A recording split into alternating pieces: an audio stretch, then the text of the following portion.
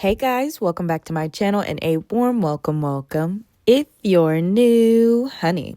So for those who are new, basically we talk about trending topics, breaking news, pretty much anything under the sun. Recently, we've dived deep into Love Island Season 7 and their castmates. So that means that we also talk a little bit about Beyond the Villa as well. Now on this video, we have three topics to discuss. Number one is an Olandria update because she's really been doing her thing and elevating her personal life, and we're going to talk all about it. Second of all, we have an update on Nic Vans because once again he's doing his thing with his DJ sets, and also he has a couple of accomplishments and cute moments that I wanted to share.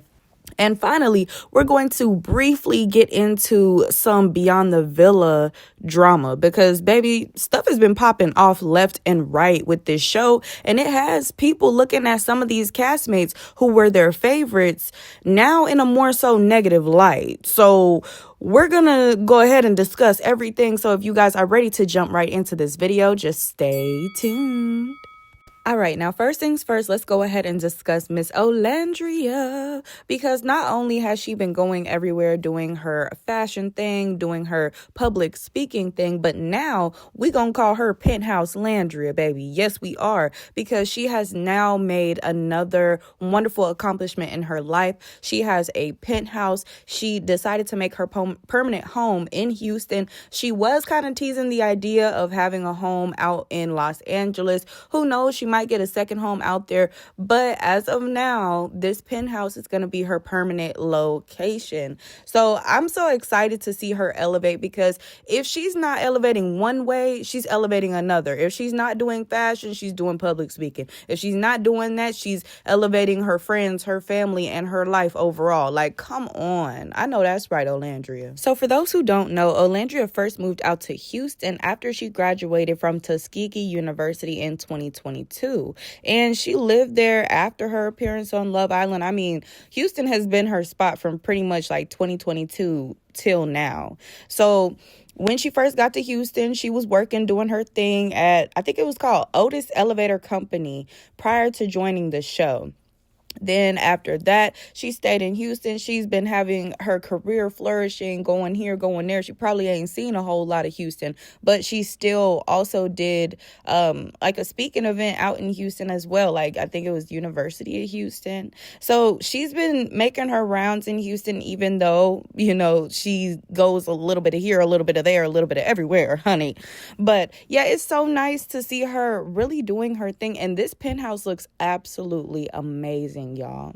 But not only that, I looked on, I think it was TikTok, either TikTok or X, I want to say. And it was just a really cute little clip of Olandria when she first moved to Houston. And it's so nice to see like where she came from first moving to Houston and where she is now. So let's go ahead and watch that clip real quick. Left my hometown and moved to Houston for a new career opportunity.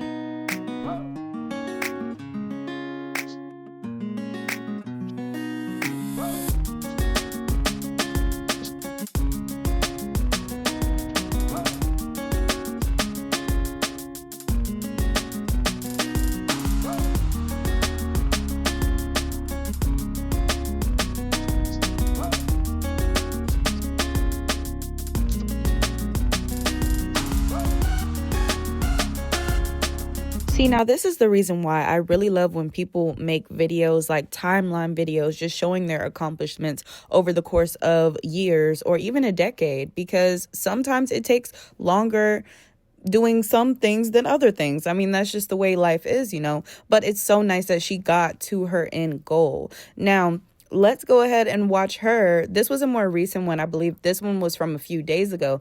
And she's kind of just soaking everything in. Like, she genuinely cannot believe that her life is as wonderful and amazing as it is now. So let's go ahead and watch that one.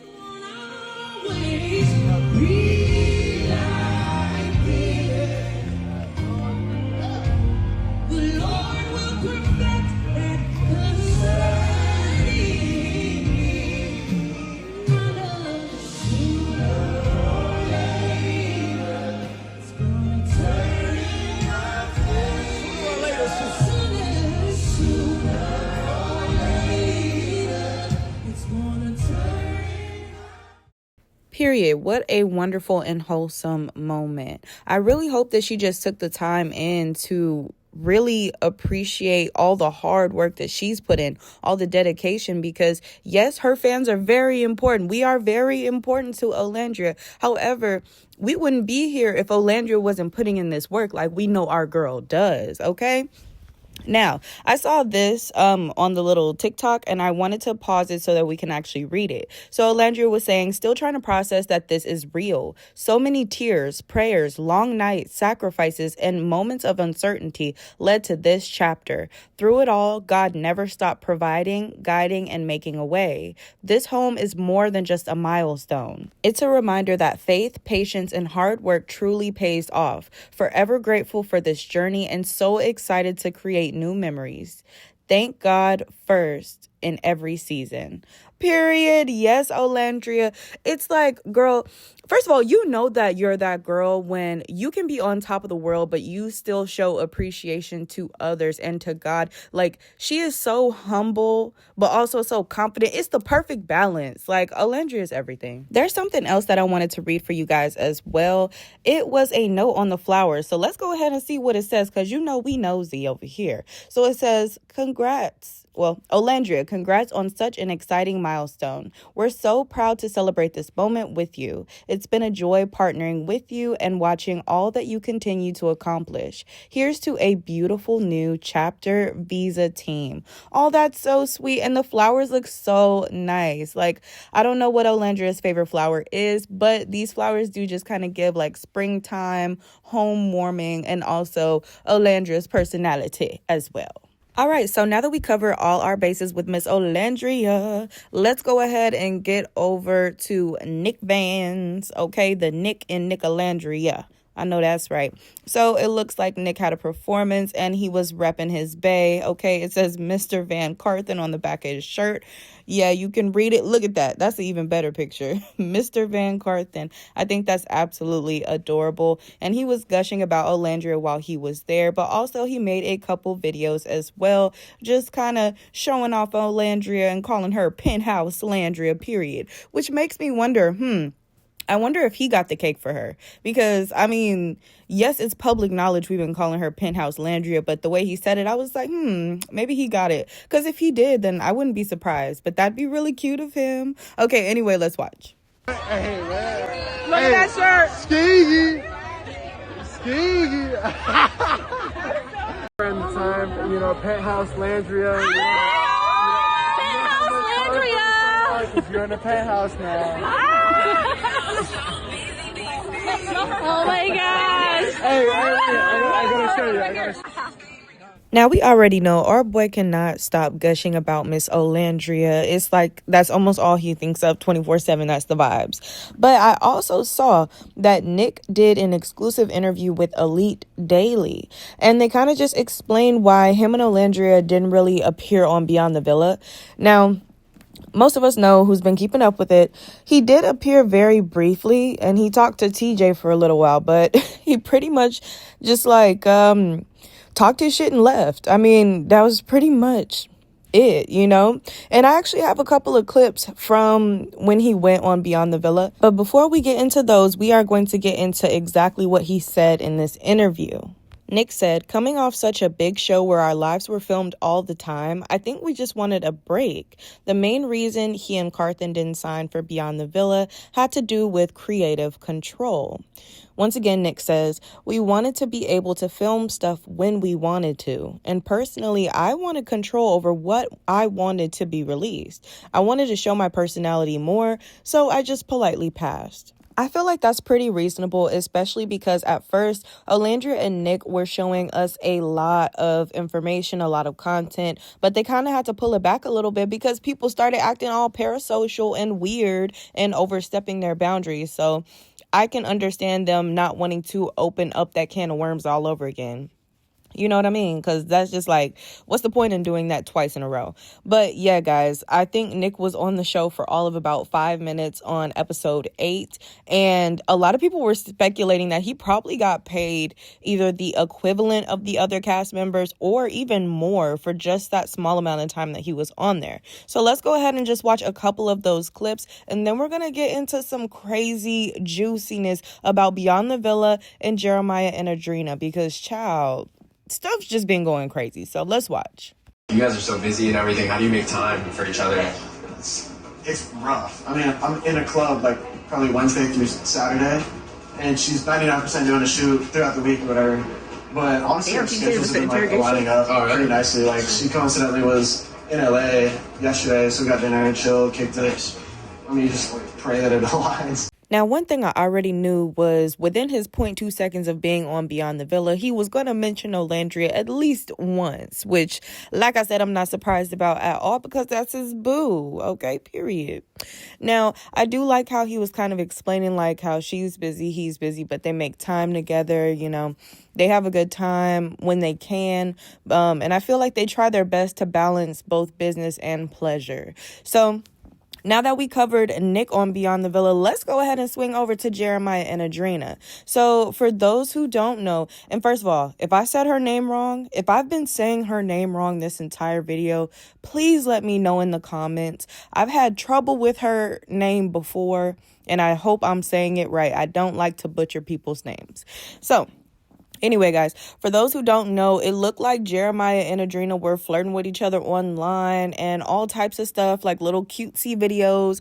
And a lot of people were speculating like, hey, is there a relationship brewing? Is there like chemistry? Now, chemistry, yes. A relationship, unfortunately, what they showed on Beyond the Villa, there probably won't be a relationship, and we're going to see exactly why. So this is Adrina and Jeremiah just kind of talking about the whole situation, but these were the highlights. So let's tune in. On the flirting to actually stop for good.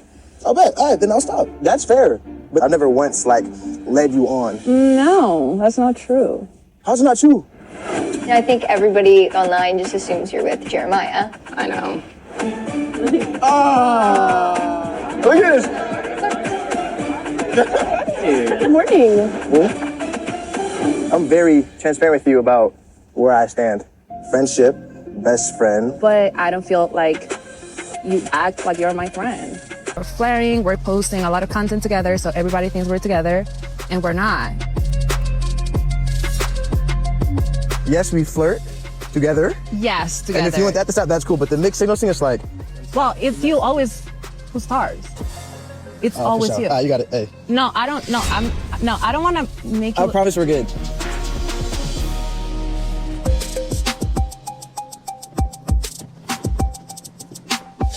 Well, that went bad, I think. The way he was so insanely dismissive towards her tells me he does not like her at all. Because if a guy likes you, he's not going to just try to hurry up and shut you up and be dismissive about your feelings. He's actually going to, at the very least, pretend to listen. He's not just going to cut you off and then walk off like that. That's actually really childish. And then on top of that, I love how the producers, when he was like, what? When did I ever lead you on? They went immediately to the clips of them kissing, the clips of him pulling her in and being very touchy with her. Like, bro, you're acting like she's lying and she's not. Like, stop trying to gaslight her and the rest of America because we see this mess too. Truth be told, I feel like the only reason why he started being so flirtatious towards Adrina is because it was giving him clout. Truthfully, that's really what I really feel like it all boils down to. He was getting clout off of it, so he kept doing it. But do I think he really likes her? Not at all. Can I talk? If anything, I think he likes Hannah. I actually do. Because the way, like, as soon as something goes wrong with Hannah, he is up. He is like, what's wrong? I have to go check on her.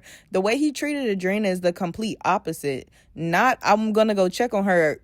It's really giving, I don't care what you're talking about. I don't care if you're upset or not or how this affected you because I'm taking it as a personal attack. Therefore, I'm leaving. Like, no, absolutely childish. And anyway, we're going to finish this up in a second. But I saw something on TikTok and it kind of explained exactly how I feel about this whole Jeremiah and Adrina situation. And it kind of relates back to what I was saying about Hannah. And honestly, me just thinking he's only into white girls. He does not like Spanish girls. I do not think I think he likes white presenting girls, which is why he liked Huda. I don't think he likes tall girls either. So that's another reason why he doesn't like Andreina. But anyway, let's go ahead and get to this clip so we can close this out, baby. There are some things I want to talk about.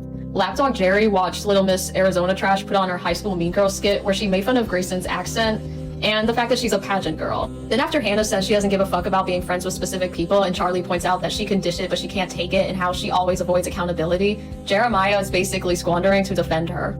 And then his defense for why he's always on Hannah's side with everything is because they're friends. You're also friends with Andreina, but you don't even respect her enough to communicate that you don't have feelings for her. But let Hannah have a single tear, here come Captain Living Proof. Yeah, honestly, I'm really disappointed in how Jeremiah handled this whole situation. And I feel like watching Beyond the Villa gave me a different perspective of Jeremiah because I just really saw him as the happy-go-lucky guy. He's just happy to be there. But I'm starting to feel more so that he's a lot more strategic and calculated than we first believed he was. So I feel like that's something I have to be on the lookout now. Jeremiah's getting a couple of side eyes from me. Stop chicks are still stuck together, babe. You do that on purpose? Do you call me babe? I never called you babe. I don't know why they'd say that. I did not say babe. I did not say babe. No, I did not. You would have asked me before Beyond the Villa came out, I would have told you that that's not in Jeremiah's character at all. But now we know what he's capable of. So, guys, I want you to tell me your thoughts in the comments. Do you feel like Jeremiah was taking advantage of Adrina or just using her for clout? Do you feel like maybe he wasn't? Maybe he changed his mind? Or, I mean, hey, you know, sometimes things change. And what did you think about the Olandria and the Nic Vans updates? I want y'all to tell me down below. But if you made it this far, make sure you like, subscribe, and hit that bell. That way you're notified every time I post. In the meantime, y'all be careful out here because the world and the people are cray-cray. Okay, love you. Bye.